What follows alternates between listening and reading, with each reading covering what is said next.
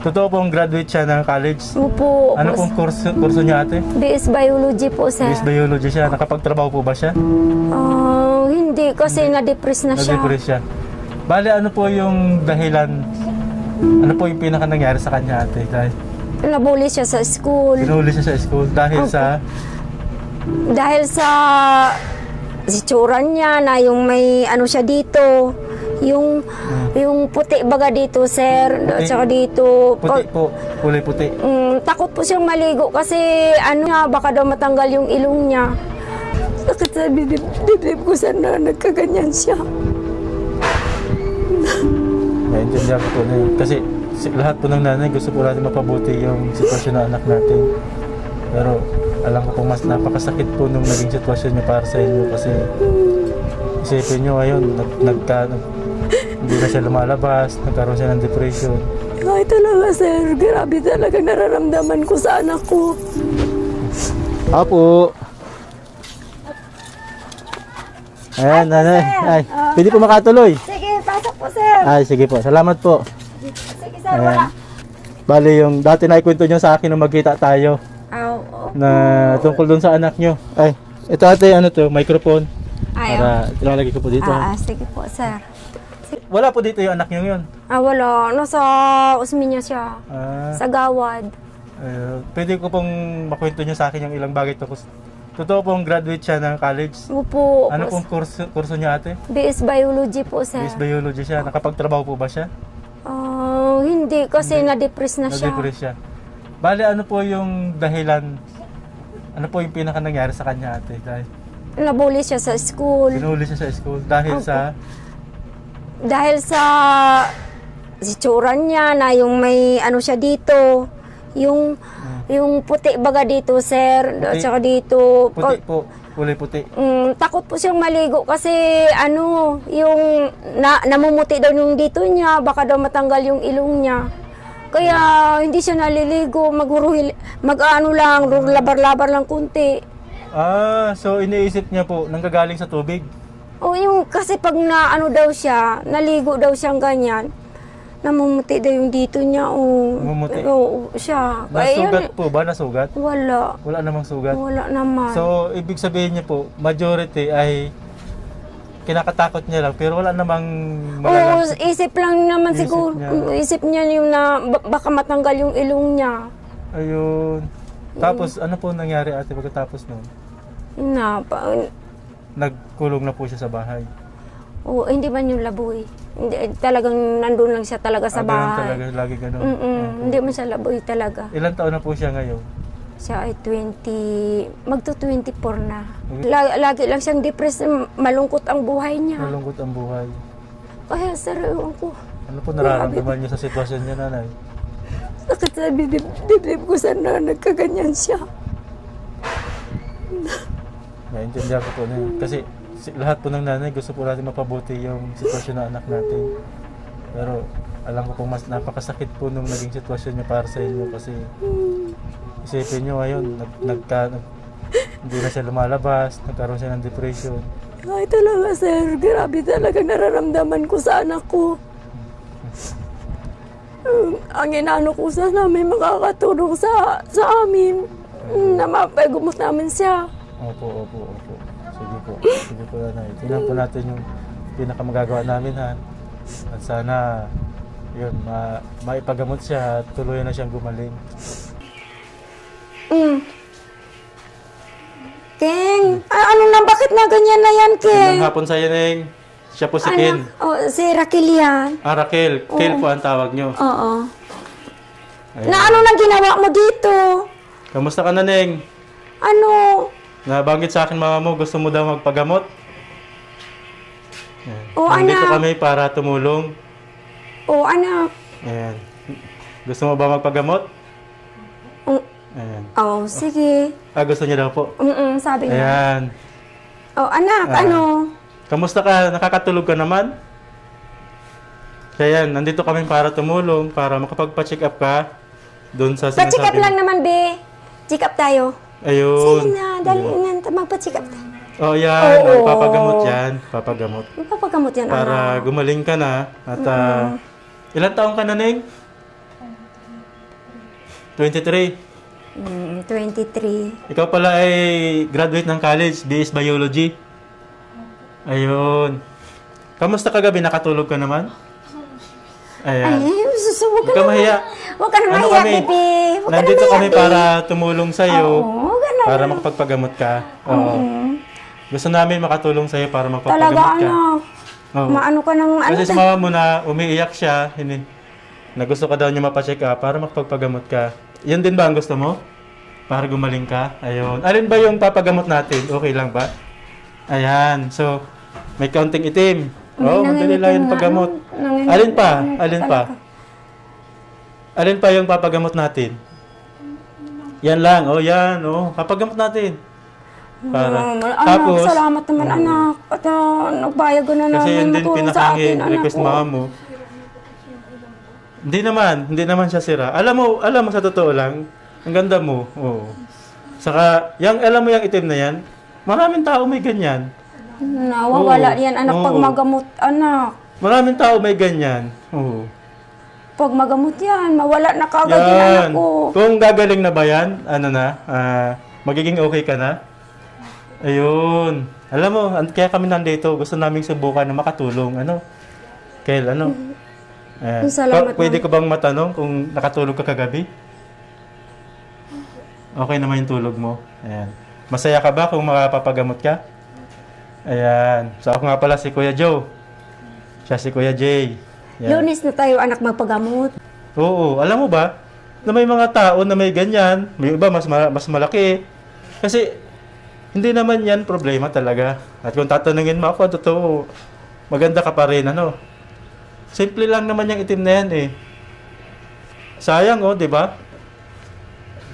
Dalaga ka, maganda ka, graduate ka ng college. Kaya nga, Tapos hindi ka naglalalabas. nagkukulong lang yan dito, sir. Hindi man yan BS Biology ka daw, sabi ng mama mo. Totoo ba yun? BS Biology? Nakuha mo ba yung card mo? Gusto mo ba magtrabaho pag gumaling ka? Ayun. Kasi yun din yung gusto ng mama mo. Sabi ng mama mo na pinag-aral ka daw niya, nagsikap siya. Ikaw din daw nagsikap. Kaya lang, nabully ka daw. Binabully ka ba talaga ng iba? Totoo yun? Ayun. So, binubuli ka noon. Bayaan mo. Tutulong kami para mapagamot ka, ha? Tingnan natin kung... Yan. Kasi ang totoo, simple lang yan. Madali lang yan gamutin. Para maging okay na ang lahat sa'yo. Alam mo ba kung anong araw ngayon? Kel? Sabado. So baka Lunes, magpagamot kay mama mo. Magbibigay kami ng pampagamot. Pwede ba yung Lunes? Okay ba sa'yo? Ayun. Lunes. So ganito yung gagawin, Kel. Sa Lunes, magbibihis ka. Siyempre, mas maganda yung magbihis ka, di ba? Tapos sasama kayo kay mama mo. Magpapacheck up kayo dyan sa simpleng itim na yan. Mabilis yung gagaling. Pag gumaling na yan, gusto ko maglabas-labas ka, maglakad-lakad ka, mamasyal ka. Saan ba gusto mamasyal?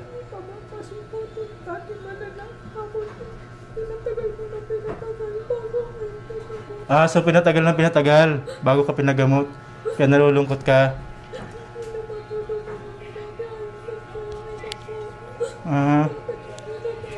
Natagalan. So dahil natagalan,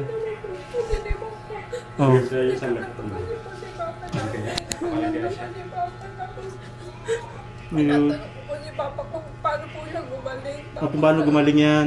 Pero mali-mali po yung sinasabi. Mali-mali. Ayun. Huwag kang mag-alala. Doktor ang magkasabi niyan. Pag doktor, hindi na yun mali. At kung mayroon naman tao na nagsasabing kung ano yan, hindi yan totoo. Ako mismo, Kel, nakita ko, hindi problema yan.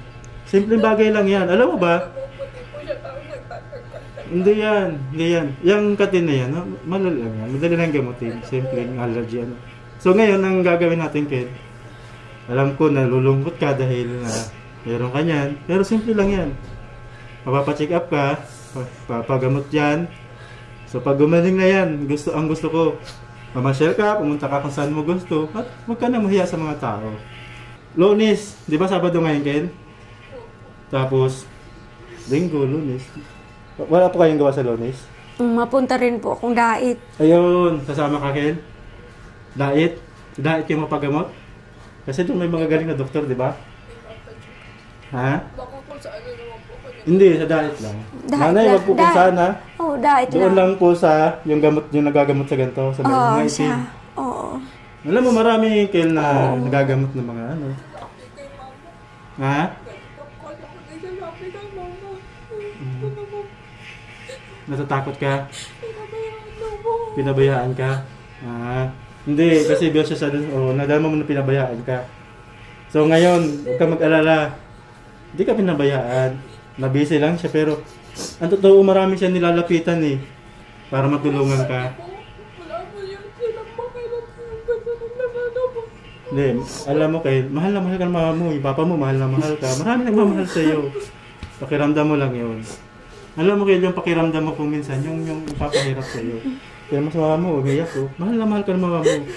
Lagi siya nag-aalala para sa iyo. Kasi po si papa ko dati, meron po siyang kanto. Tapos bumalik po sa kanya. Oh. Sinabi niya po sa akin na kahit hindi na daw po ako magpagamot. Hindi na, paggamot na nga lang para mabilis gumaling. Ipagamot na lang siya para mabilis gumaling, ha? Oh, ganito na lang. Pupunta kayo sa pagamutan, papagamot para gumaling na. Ano? Ngayon ba, tanong kita, Kel, pag yan ba gumaling na, okay ka na? Lalabas ka na? Yun, yun din gusto namin. So, yun yung gagawin mama mo. Gusto namin tumulong, no? Wala po talaga kaming banding-banding, sir. Wala po talaga. Hindi alam kami mo, nanay, nakakabanding talaga. Alam mo nanay, pamilya, kung minsan kailangan din talaga ng banding. Kumbaga, pag naman yung sa isa't isa, na mahal nyo yung isa't isa. Kasi yung pong kawalan ng ugnayan ng pamilya, pinagmumulan po minsan ng depression. Dahil nga po, talagang nag-ano ako, wala kaming kakainin, sir. Nadarama ni Kel na pinabayaan siya. Oo, So, lahat po tayo darama pag- talaga niya yun. Lahat po tayo, pag nadama natin pinabayaan tayo, malulungkot tayo, madidepress tayo, di ba? Kailangan lagi natin ang pamilya natin. Ang pamilya natin, yan po yung pinaka masasandalan natin sa pinakamahihirap na sitwasyon. Nadama ni Kel na napabayaan siya. Matagal ka na ba mag-isa dito, Kel? Ha? Ilang taon ka na rito? Ha? Mula 2 taon ka na? Bago pa man lang na in-award ito sa amin, sir, ay bago pa lang. Bago pa lang. So, nung i-award, dito na siya tumira? Oh, dito na talaga siya Malungkot ka ba dito, Kel? Nalulungkot ka dito? Ayun na.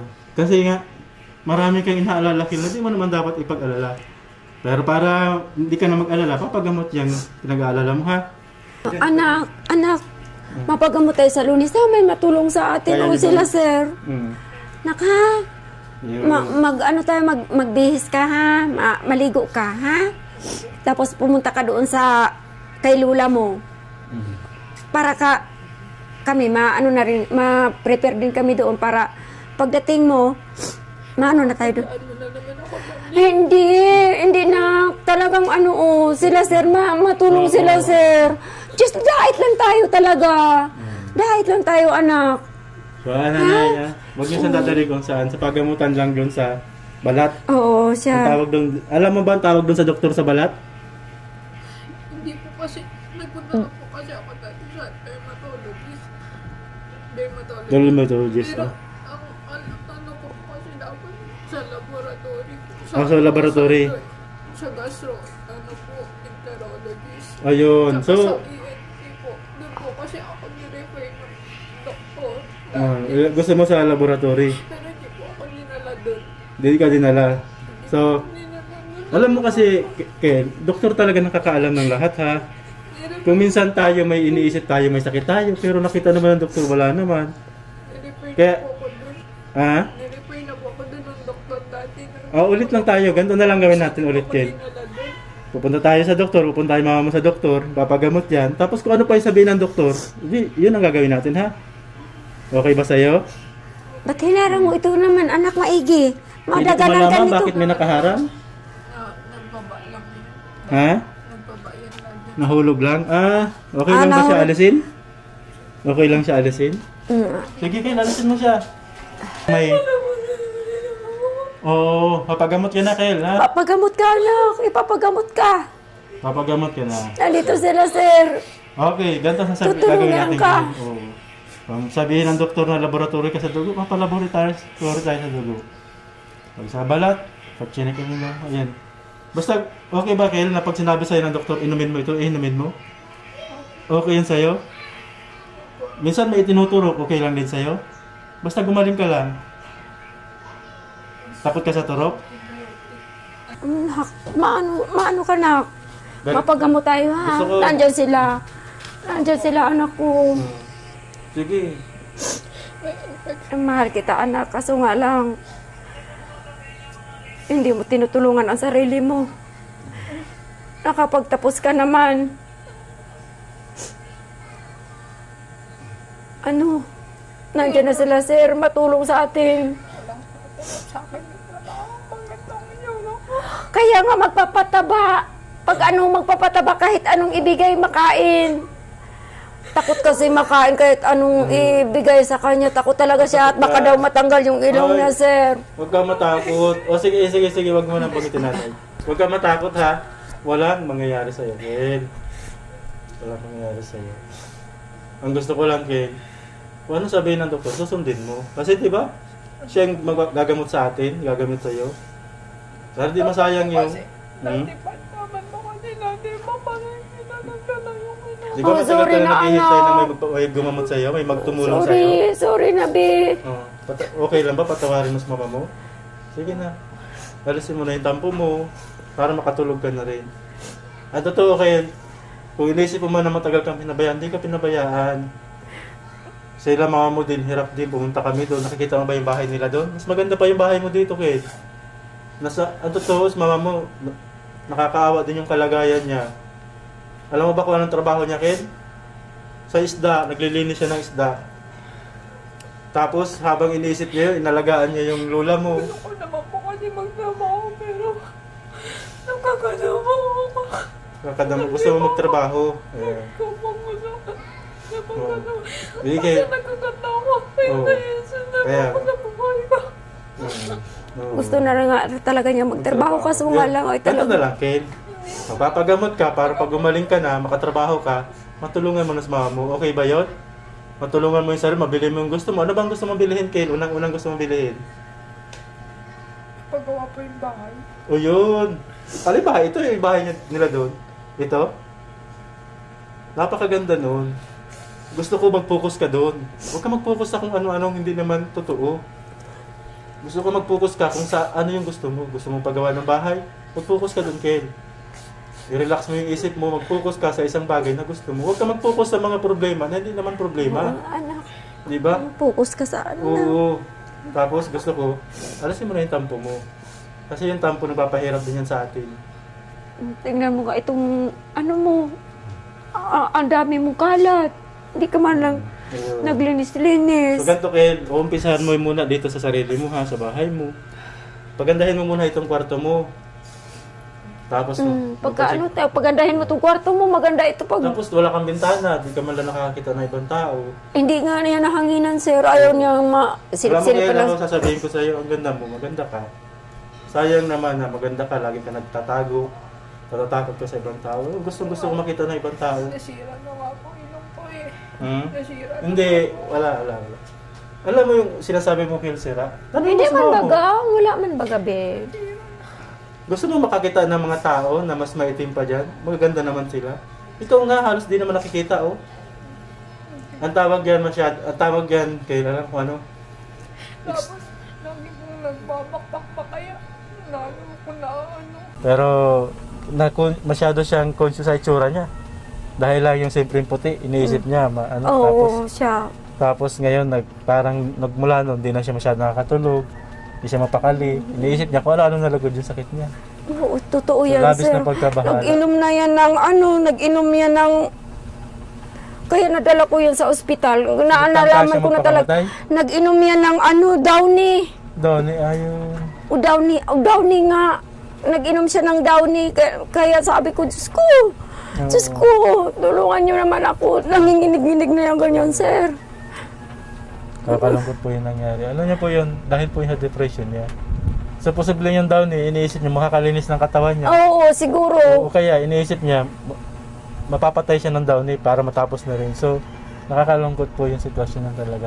Maganda po talaga sana siya maipagamot para tuluyan na siyang gumaling.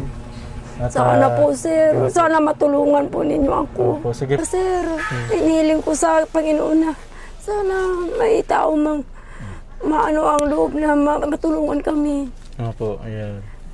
Ayan. At sana may iba pang tumulong bukod sa amin, nanay. Ano po? Sana Bigyan po, ko namin sir. nanay ng pampa-check up niya po. Po, salamat po, sir.